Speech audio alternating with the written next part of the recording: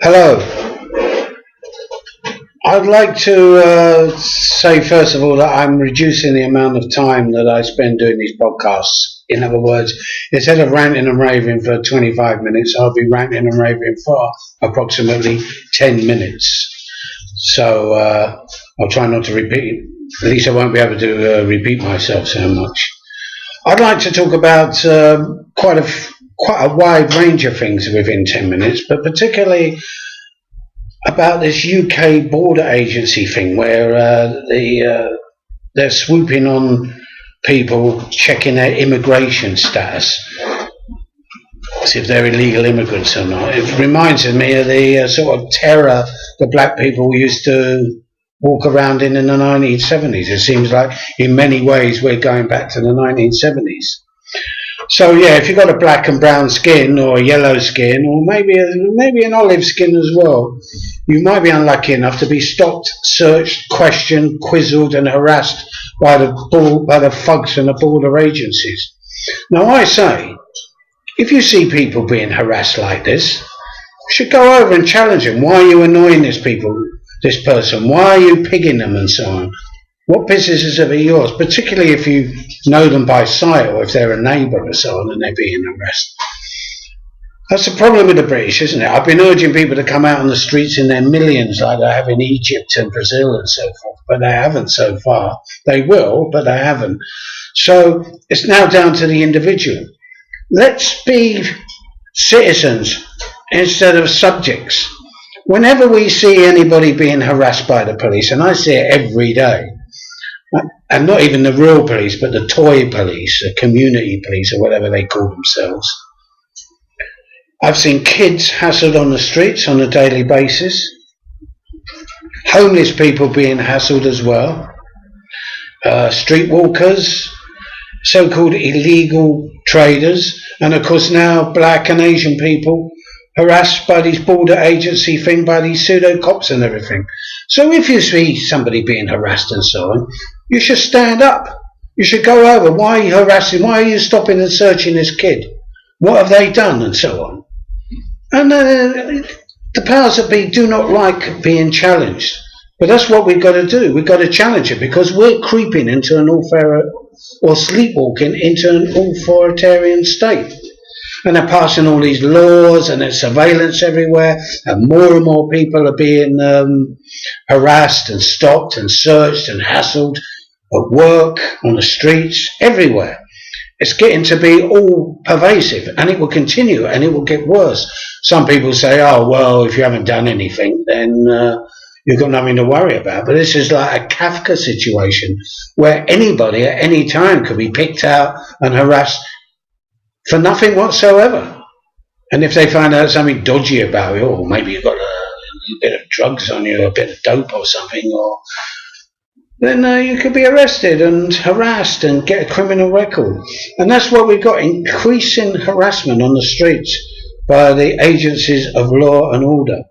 But I think it goes deeper than this. I'd like to give you a couple of examples. Something that left an impression on my memory many years ago was when I read about a woman. She was on a commuter train. It was in the middle of summer, standing on the way home, and probably paid a fortune for the pleasure of it. And there was a whole lot of first-class seats that were empty. So she thought, well, I'm hot, I feel dizzy, I feel ill. I'll sit down in the first-class seats. The inspectors got on board, the modern-day Gestapo, said, oh, you've got to pay extra for this. She said, I'm not paying extra. There's empty seats here. I've already paid my fare. I've stood for half. It ended up with her being dragged, screaming, off the train by about 4 or 5 inspectors. Not one person stood up and said, how dare you do this to this person?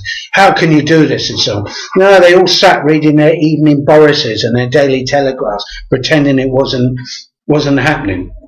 So you wonder if the Nazis had invaded, it'd be much the same. People being dragged off in the middle of the night or middle of the day and people just walking on nonchalantly thinking, oh, well, at least it's not me. So we've got to stand up for ourselves. We've got to stand up for our friends. We've got to stand up for our neighbours.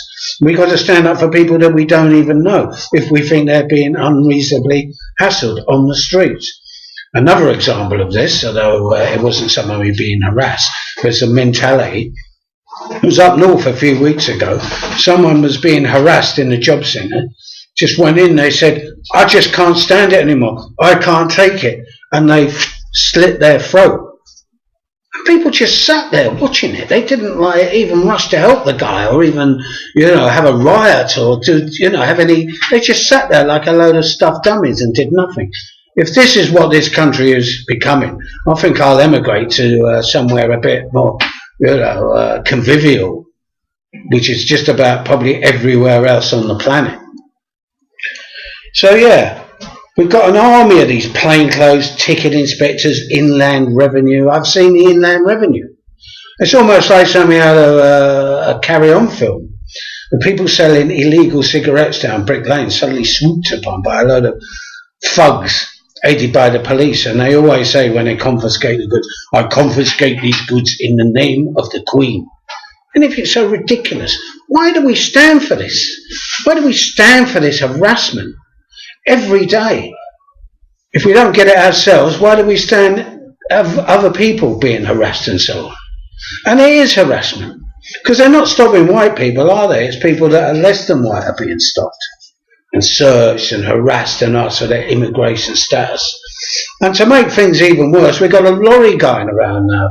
Now, the BNP did it in the last election. They had their truth lorry, or their lie lorry, as it was called.